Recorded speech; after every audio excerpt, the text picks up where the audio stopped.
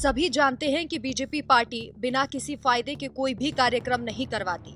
Party के हर move में कोई ना कोई राजनीतिक फायदा जरूर होता है। इस वक्त लोकसभा चुनाव सिर पर है और इन चुनावों में इंडिया गठबंधन से बीजेपी को खतरा साफ नजर आ रहा है। ऐसे में पार्टी इसी जद्दोजहद में जुटी हुई है कि कैसे भी करके इस खतरे को कम किया जाए। बीजेपी के लिए हर कार्यक्रम प्रॉफिट लेने का एक प्लेटफॉर्म बन जाता है और ऐसा ही कुछ बीजेपी ने G20 कार्यक्रम के साथ किया है, जिसकी हर तरफ चर्चा हो रही है। राजधानी दिल्ली की चमक धमक में बीजेपी अपने मंसूबों को छुपा नहीं पाई। दिल्ली में विदेशी मेहमान आए और अंतर्राष्ट्रीय मीडिया भी आ गई, जो पीएम मोदी की पोल खोल रही है। शायद मोदी की गोदी मीडिया को ये बात बुरी लग जाए कि अब मोदी की तारीफ करने वालों के बीच मोदी की नाकामियों और मंसूबों को उजागर करने के लिए विदेशी मीडिया आ गई है। सिंगापुर के एक पत्रकार ने जो रिपोर्टिंग की, उन्होंने अपनी रिपोर्टिंग में मोदी सरकार की पोल खोल दी है। उन्होंने जो रिपोर्टिंग की है, जो खबर बनाई है, उसमें बताया गया है कि जगह जगह पर खूब सारे पोस्टर पीएम नरेंद्र मोदी ने लगवाए हैं। G20 समिट में सिर्फ मोदी का प्रचार प्रसार हुआ है। पूरी दिल्ली को मोदी के पोस्टर से पाट दिया गया है। उन पोस्टर से राजनीतिक फायदा लिया जा रहा है। अन्य पॉलिटिकल पार्टी भी यही आरोप लगा रही है। 10 सेकंड में अंग्रेजी रिपोर्टर ने क्या कुछ कहा वो आपको सुनाएंगे, लेकिन उससे पहले आपको ट्वीट दिखाते हैं। AZY से एक ट्विटर हैंडल है, इसने इस वीडियो को ट्वीट करते हुए लिखा, जापान के एक रिपोर्टर ने जो CNBC के लिए काम करता है, उन्होंने रिपोर्टिंग की। G20 की रिपोर्टिंग करते हुए कहा कि मोदी इस इवेंट का इस्तेमाल करना शुरू कर चुके हैं अपने इलेक्शन कैंपेन के लिए।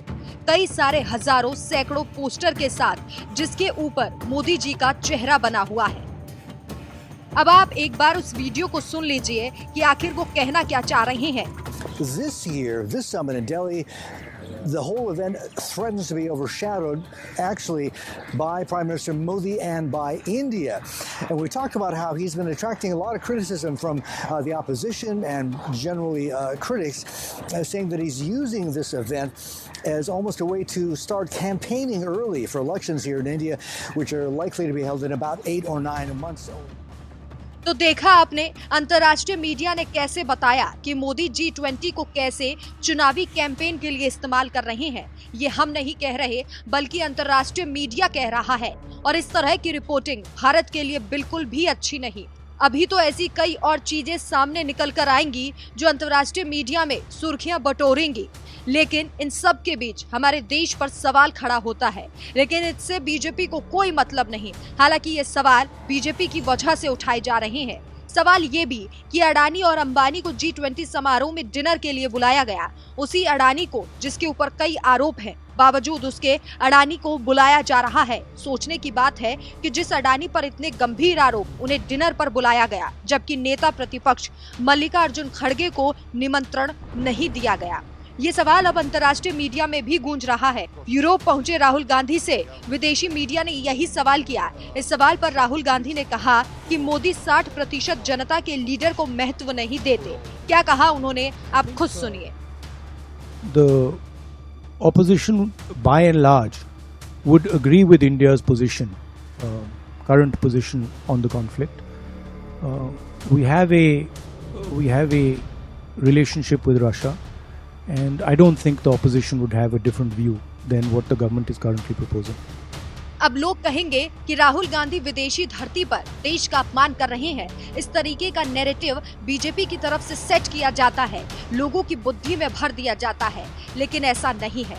अभी तक जिस देश में G20 सम्मेलन हुआ, सभी देशों में नेता प्रतिपक्ष को बुलाया गया।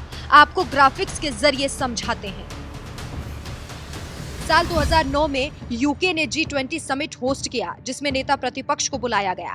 साल 2010 में कनाडा ने G20 होस्ट किया, नेता प्रतिपक्ष को बुलावा दिया गया। साल 2011 में फ्रांस में G20 समिट हुआ और यहाँ भी नेता प्रतिपक्ष को बुलाया गया। साल 2014 में ऑस्ट्रेलिया ने इस समारोह का आयोजन किया और इसी के साथ नेता प्रतिपक्ष को निमंत्रण दिया गया। साल 2015 में तुर्की ने G20 समिट का आयोजन किया, नेता प्रतिपक्ष को निमंत्रण भेजा गया।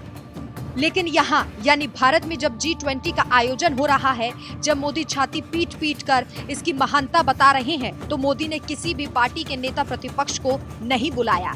क्या ये उच्ची राजनीति का उदाहरण नहीं? कहा जाता है कि राजनीति में विचारों में मतभेद हो सकते हैं, लेकिन मनभेद नहीं होना चाहिए। लेकिन जब सरकार मोदी की हो तो मंशा क्या है, ये साफ समझी जा सकती है।